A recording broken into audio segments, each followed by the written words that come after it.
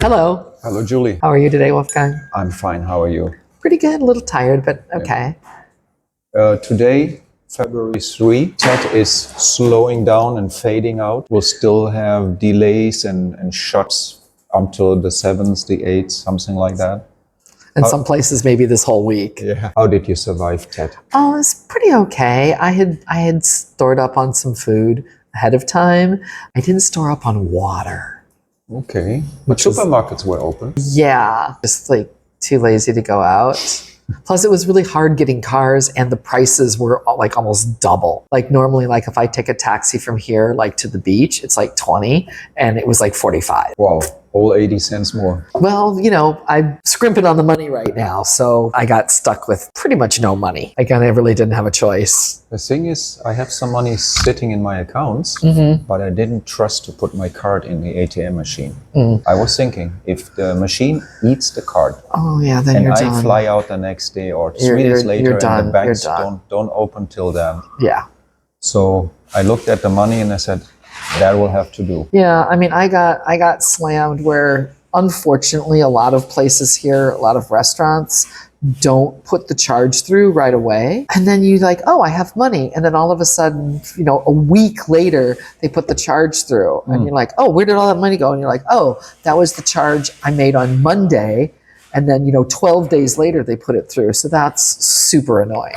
I had another story of a foreigner that was here, and all his information was stolen, his credit card number and stuff, and to the tune of $800. And his bank didn't have any protection, or he didn't have protection? These guys did $100 at a time for 8 times. Wow. And his bank is asking him to bring proof for each case. So he has to bring 8 times proof. that Right, it so wasn't him. he's got a crappy bank, because I had that happen to me twice, actually. Once where they took my card, got my card number, and were making these little tiny amounts, $2 here, $3 here, and then another time where somebody tried to make a really big payment or buy something really big, and I've got Capital One, which their fraud department's really good. They're just like, yeah, you're fine.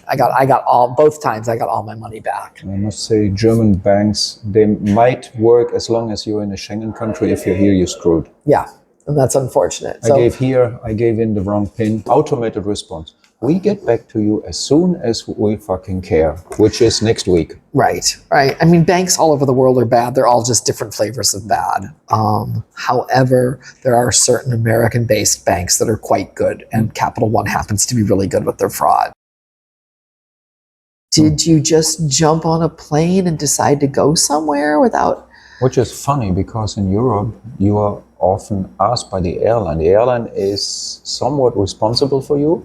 They're totally responsible for it. Same thing in the U.S. So if they know you need a visa for country They won't even X, let you. Yeah, they won't even let you get on the plane. They won't even let you make the reservation. which sometimes gets sticky, you know. No reservation, no visa, and no visa, no reservation.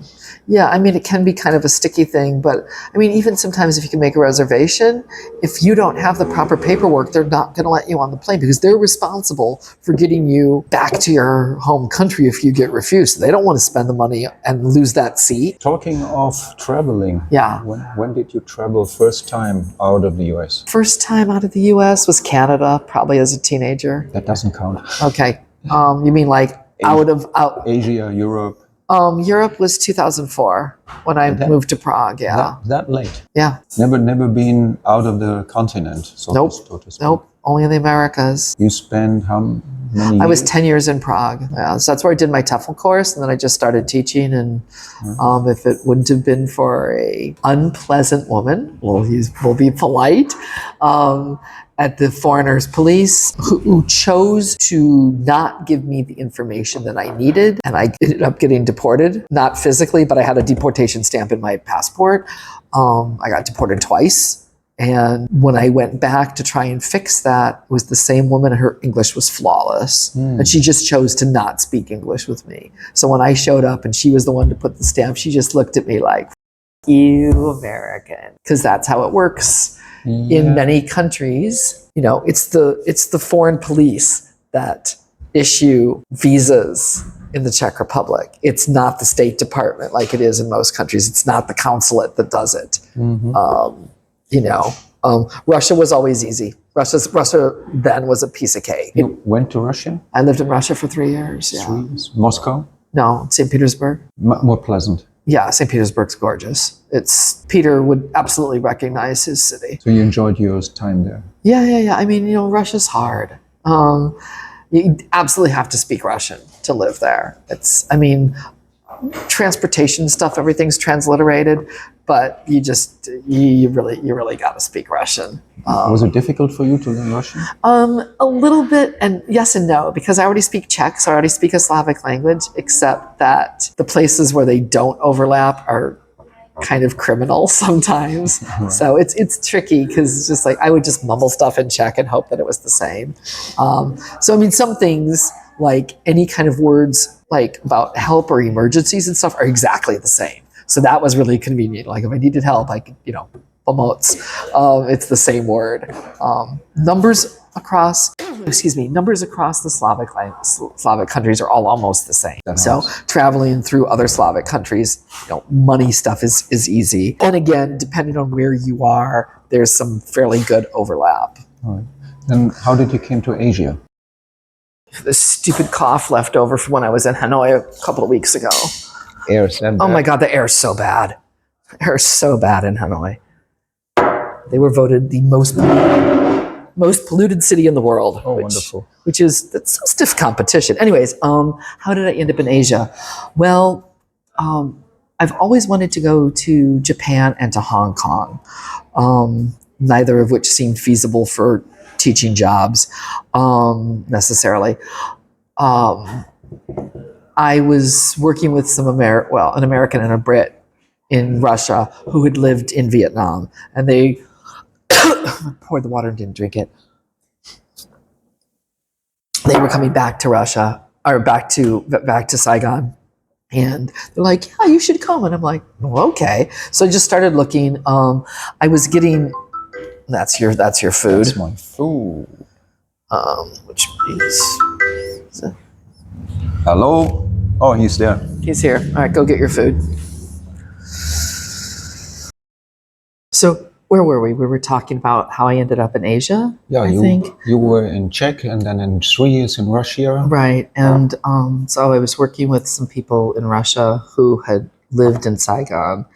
And then they came to Russia for a couple of years and they were going back. They're like, "Oh yeah, come to Saigon, it's great." So I'm like, "Okay." So I get a job at a really good private school. I get to Saigon and they're like telling me like, "Oh, their life is so amazing." Turns out they live an hour and a half out of the city on a commune. And I'm like, "Yeah, of course it's beautiful and peaceful and cheap because you're living in the middle of nowhere." And I'm in a city where you absolutely 100% have to ride a motorcycle. 80% of the city is all the markets. Like you don't walk, like here where you walk around the markets. Oh no, you're on your bike and you just pull up and get stuff. So I missed about 80% of the lifestyle, not riding a motorcycle, and very quickly discovered that I was not particularly happy. So I changed jobs, taught at a state university for 2 years, really was planning on going back to the US. I had gone back to the US summer of 2019 to visit, and I really did not want to come back. My brother's like, "Well, stay." I'm like, "Well, 1, all my stuff is in Vietnam. 2, I have a contract to start teaching in August." So I thought, okay, great. I'm just going to save all my money, and when the school year is over in 2020, I'm leaving. Well, COVID derailed that. Now the upside is I had been squirreling away money to move, so I got through COVID no problem. Whereas most people had gone on vacation because COVID happened during Tet. Wonderful. So people got stuck places. So like my next job, there were like 7 or 8 guys that had been teaching in China. They had come to Vietnam for Tet, for holiday, and they got stuck. Like, well, I guess I'm living in the Czech Republic now. Double punch. I mean, not Czech. They got stuck in Vietnam because everything was locked down. I was so happy to be in Saigon for the pandemic. Everything was taken care of. There were push notices from everything was really, really controlled. I felt really safe, and I'm just watching 50,000 people a day dying in the United States. So COVID is over. COVID's over. You're still in Saigon? Yes, because I wanted to finish out the school year. And then the government, in their infinite wisdom, decided that you couldn't transfer work permits. So in the past, if you had a job with a work permit and you wanted to switch to another job, you just transferred work permits. Sometimes the new job would pay for it. Sometimes you'd pay for it. It's about $35, about $600,000. It's nominal fees, some paperwork and a little bit of money. And they're like, nope, you have to stay with the job you have, or you have to leave the country when your visa expires. So there was a mass exodus, me being one of them, because I started teaching a bunch of Korean students, and I had a job set up with this Australian company and another job set up with a Korean company. Couldn't switch jobs. So You left. on June 3rd, 2021, when my visa expired, I was back to the States. You could have gone to Thailand, Malaysia. No, I couldn't have. Because those countries weren't open to do that. Okay, yeah. Asia was closed. Yeah. Asia was closed. You could get out, but you couldn't get in. And if you came in, you were under quarantine for 14 days or longer. And nobody was hiring. I mean, everything was closed. My plan was to go back to the States, get my relief checks, which my brother had spent. I was coming back thinking I had $3,000 and I had no $1,000. Not to mention that I was in the absolute worst mental health I've ever been in. I mean, I was suicidal. I spent about 3 months doing nothing, and I got a job online teaching students in Taiwan, and I still have a couple of those students now. I don't work for that company anymore, but and then I was keeping an eye on, I'm like, I need to get out of the US. And there were rumors that Vietnam was going to go back to the 90-day visas. Okay. So I was just kind of keeping an ear to the ground, making plans. And August 15th, 2023, the needle dropped. 90-day visas are back. And I'm like, I'm out of here. And I was like, but you hated Vietnam. I'm like, no, I hated Saigon. I'm like, oh, I'm going to go to Da Nang because I'd been here before. Oh, I'm going to go to Da Nang. It's mountains, it's sea, people are chill. I'm going to Da Nang. So You've been also in Taiwan. yes, I was in. So when I left the U.S., I went to Taiwan and spent 3 weeks traveling around the country and met a bunch of my students. Scouting it. Scouting. Not knowing that I was going to be scouting, not knowing I would completely fall in love with Taiwan. So Taiwan is everything I wanted from Asia when I moved here, because I got pretty much nothing that I wanted. Stayed only 3 weeks? No. Well, I was there for 3 weeks because I already had a place here. Did my 90 days here. And then I went back to Taiwan for 3 months. And then I came back here for a month and a half. And then I went on my very ill-fated trip through Europe and the US. So I'm redoing that trip this summer. That's the plan. Okay. With money, with less luggage, not flying through Saigon. I will never fly. I would pay 20 times the ticket price to never fly through that airport. You're staying long term here in this hotel? Yes, I've been here since September. So I've been here September, October, November, December, January. So I've been here 5 months. You have a monthly deal. I signed a year lease. So when you leave your room empty. Oh yeah. If I go, I mean, the only trip I've taken since I've been here was to Hanoi, and that was only 4 days. I think if I can find a place with a good kitchen, better storage, and a bathtub, I'll probably break my lease when I leave to go to Czech Republic in July, and maybe take a week the end of August here so I can leave my stuff in the storage, and then move somewhere else because I pay a lot here. I pay $15 million. That's a lot of money. It's a lot. It's really a lot. It's a nice place. It's a really nice place, but Yes, what our viewers see here, the greenery outside behind that is a giant lot where there are no street hawkers. Exactly. And people honking and so yelling. there's an entire block where there's no businesses. So the backside of this building is super quiet. And even on the front side, all you hear is the bun bao guy. And you hear bun bao guy everywhere.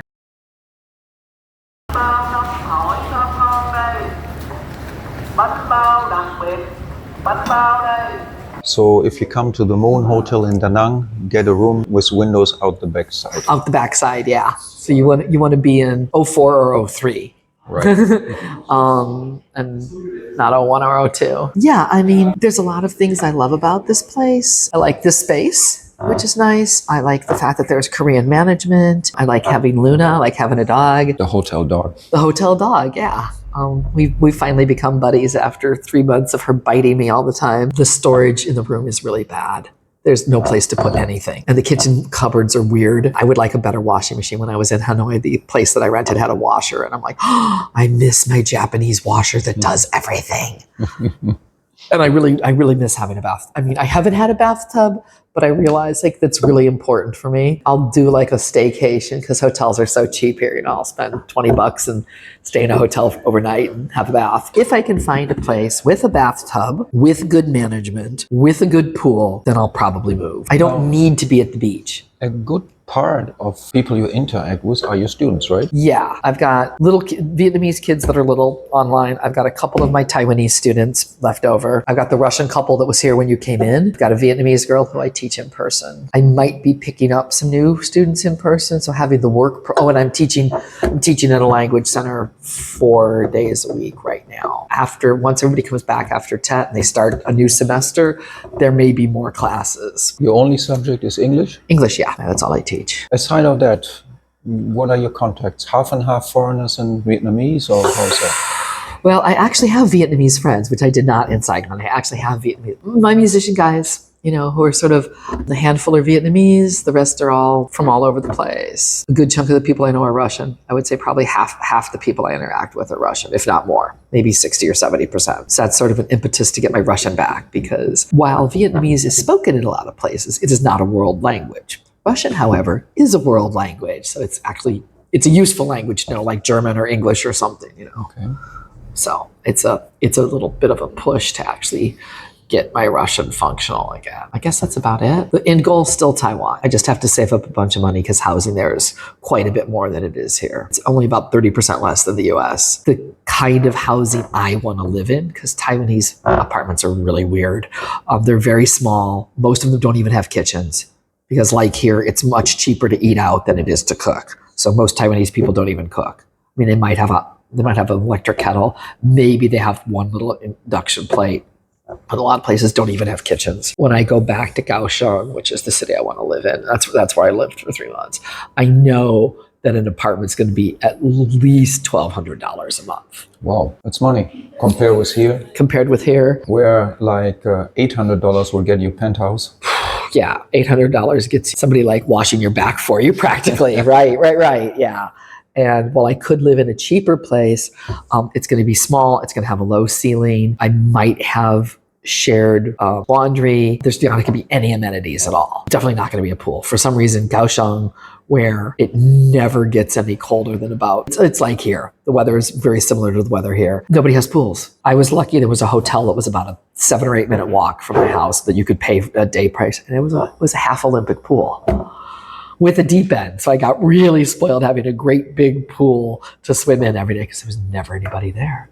Because it was only April and you don't go swimming in April. You don't go swimming until it's summer. Well, it's not summer till May 1st, according to the Taiwanese. I'm like, it's 36 degrees, I'm going swimming. It's 28 degrees and I'm going swimming, okay?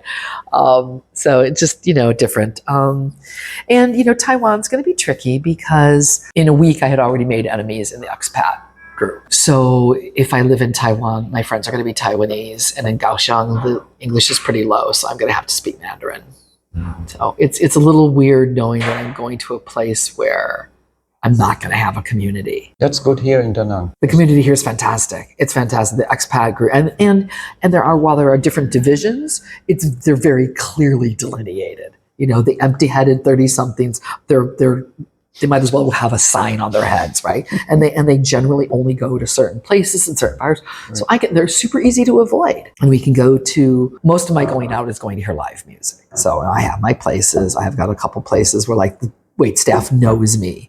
There's a waiter who's working across the street at Amor. I'm coming home the other night and he's like, hey, and I'm like, oh, hi. And I'm like, section 30? And he goes, yup. So I'm like, I'm no, you're not one of the guys from Bunker. So you got to be from section 30. And which is a bar. Bar or restaurant, yeah. And a nice space. I like the space. It's big, it's open. I would say 90% of the time, people who smoke are usually pretty mindful. They ask. Unlike that night we were at C-Bar. Yep. Every time I've been at Section 30 and somebody's smoking that's close enough to me, they'll be like, oh, like, is it okay if I smoke? I'm like, Like, okay. And they just walk, like it's one cigarette. I'm going to walk closer to the street. It's no, most people are saying, yeah, it's no big deal. I understand you don't smoke. So I think it's just the vibe there is a little different than C-Bar. And C-Bar's changed because Trip 66 closed. They're opening a new place in sometime this month. So all the open mic people, they've taken over C-Bar occasionally, and they're kind of going around the city. There's like their little group of people. So they've kind of forced the management at C-Bar to kind of change the vibe there. So it's interesting, a little bit of a shift. But with the Trip crowd has brought some of the people who I don't always like to be around. But like at the Trip, everybody's chill, so it doesn't really matter.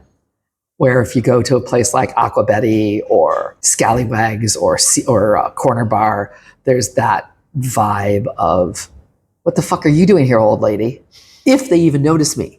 I was walking down the street yesterday and a guy walked directly into me. And I said, excuse me. And he looked at me like he couldn't see me. And I'm like, and I've had that problem in Prague. People would literally walk into me and spin me around. Now, I'm 175. I weigh 102 kilos. I'm not like some little tiny girl that you can't see. And I'm invisible. It's great when traveling though, because I'm never going to get busted by security. I know I'm a white woman over 40. I'm invisible. So it's nice flying and going through borders. Because I'm invisible. It sucks socially a little bit, but I'm learning to pick and choose the right boys to be around. Because women, I don't really care, to be honest. You did change while here. Oh yeah. Socially. Oh yeah, a lot. This 2024, it became very clear when I got here that 2024 was going to be all about healing, both physically and psychologically. I have done leaps and bounds work here. I can't even, I'm like, really? Am I like that person? And you've probably seen it even the time that we've known each other. Right. So even if price-wise the US would be livable again, you wouldn't go back? Well, I don't fit in. I don't fit in because my friends in Chicago, most of my close friends are my sister-in-law's friends. And there's one of her friends, Lori, who we always really get along well. I've got a couple of college friends in Chicago, but other than that, it's just like, and I was there for a year before I saw some of my friends. I just pulled myself up in my mom's apartment. I was in her guest bedroom, and I got up in the morning, did my classes, had some breakfast, went back in my room, played Candy Crush or whatever, some stupid mindless stuff. Not much you can afford there. I know. Even if you would work full time. Well, but the thing is, I can't get a job that's going to pay me the amount of money because of my age. Ageism is real, and to live a similar lifestyle to what I have here. So like a nice apartment, nothing flashy, but like comfortable. The ability to go out and eat somewhat regularly. I know we're out of time, yeah. Still time. To be able to go out for entertainment. I'd have to be bringing home about $6,000 a month. There's no job when I was the right age that I could get. So certainly now, ESL teachers make almost the same that I make here. How do they live? They don't.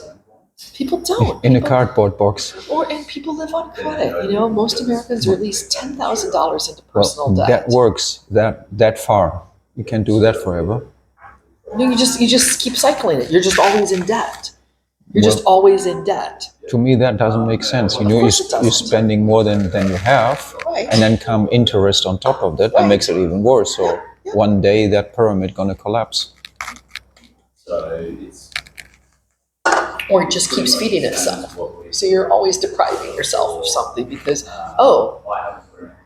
I've got that credit card. I've got to pay $300 on my credit card bill this month. Okay, well, I'm not going out. I'm not doing it. I don't know how people exist. Right. 4 people to go out and have lunch for 4 people is $100. $100. Just for like a lunch like I had, not like what you had, but like, okay, I had foreign food. I spent, with the delivery, that was $155. So what is that, $7? Okay, so I No. multiply that by 3 to No, to make apples to apples. Not even 30. And yeah, if what I ate here today for lunch would be about $25 in just a regular Right. fast casual, nothing fancy restaurant. You cannot eat out for under $15. Even if you eat fast food, McDonald's is going to cost you 10 or 12. Yep. Jersey Mike's, which is sub sandwiches, is going to cost you $15, $18. And like a proper sit down restaurant, you're starting at 25. 25 to 40, 25 to 50. Yep. You know. Whoever does that, not us. Well, yeah. Well, the thing is that our age group, we fought back with our wallet. We're like, at some point, we're like, I am not paying $30 for a hamburger. And the young people, because they don't know how to cook, because they don't have any skills, they're just like, oh, whatever. Okay, I guess that's what a hamburger costs now. I mean, I watched, even in the 2 years that I was back in the States, I watched my mom's favorite hamburger place, which was around the corner. I watched those burgers go from $10 to $15 in 2 years. Yep. That's a 50% increase in price in 2 years. Right. That's some pretty hardcore inflation.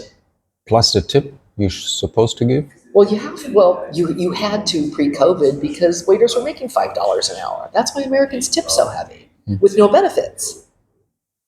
Yeah.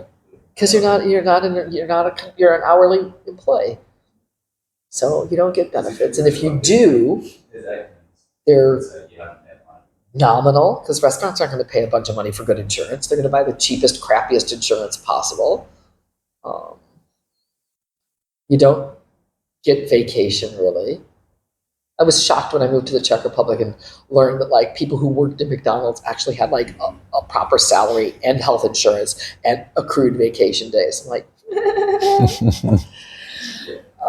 yeah, I mean, so Americans tend to be underemployed, not so much unemployed, but underemployed,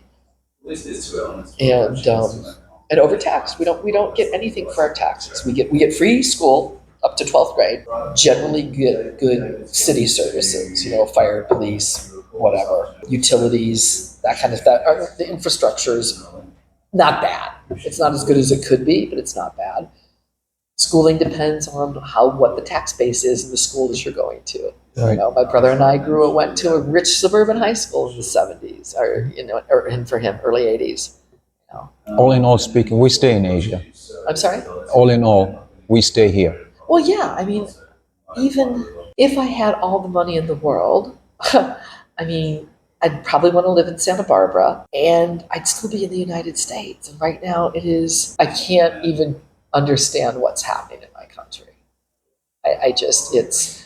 It's heartbreaking, it's infuriating, it's terrifying. And Trump's only been in since the 6th. Right? Yeah. No, 20th of January, right? And today it's the 3rd of February. So it's not even 2 full weeks.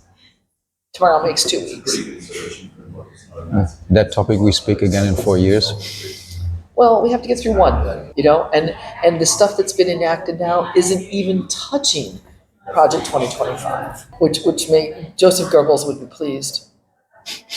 Goebbels would be like, oh, I can't believe I didn't think of that. I mean, I hate to make the Nazi analogy, but it's the easiest one because it's the one we know. You could use Pol Pot, you could use Stalin, you could use any dictator who's killed all of his people. We hope it's not getting that far with Trump. Well, the damage that's been done in just 2 weeks has been pretty serious. In closing, what do you want to know in closing? I mean, living anywhere out of your home country always has challenges. It's not always the glamorous jet setter life that a lot of my friends seem to think it is. No place on this planet is perfect. It's an imperfect world. We're imperfect creatures. Some places are better than others. Some places it's just different. People say, oh, what's better? And it's like, well, it's not always better. It's different. Now, in the case of Da Nang, it is absolutely better than Saigon. Okay, obviously, it's a tenth the size. Okay, Saigon's almost 20 million people. Da Nang's 2-ish. The people here are truly kind. It is genuine. The hand is never out. Yeah, I noticed that there's no beggars here. There's no beggars. There's no beggars. There's hardly any homeless people. And people are genuinely nice. They don't ever expect anything. And they're super chill about money. And I've had this conversation with quite a few locals of like, Hanoi's totally commie. Saigon is like money, money, money. And here you're like, money. And everybody always laughs when I say it. They're like, yeah, it's true. And you've probably experienced this. Like maybe you're buying something that's 28 and you've only got 27. They're like, they don't care. Who cares? Who cares? Yeah. It's like, what am I going to do with $1,000? Even locals are just like, yeah, where am I going with that? And they know, like, they believe, it's going to come back around. So you were short 1,000. The next person's going to give me, they're like, oh yeah, here it was 26, here's 30, and they don't care. Oh well, there's the money. They believe that it's all going to even out. Yeah, just now the guy, I gave him 90 and it was 88. He didn't have small G. He offered me a 5. I declined. Just take the 90. And it was like, oh really? And you're like, yeah, but thank you so much. They are really super appreciative when you give them like 2,000. He would have given me 3,000, right? Right. Just to be correct. Nice. Right. It's like, yeah, it's fine, whatever. And I've been extra generous during TED, of course, because. Could you point one thing that is really bad in Da Nang?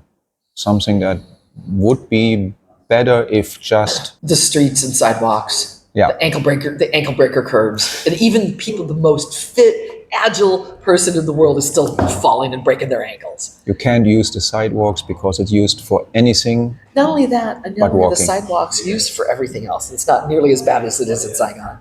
Is that they're so broken and cracked that you never know where. At least the street. The streets are always lit. Where sometimes the sidewalks are dark at night. Streets are always lit, and you can see where you're walking. And for the most part, they're relatively even. And if there's some flaw, it's a hole that you can see, where you never know with the sidewalks here.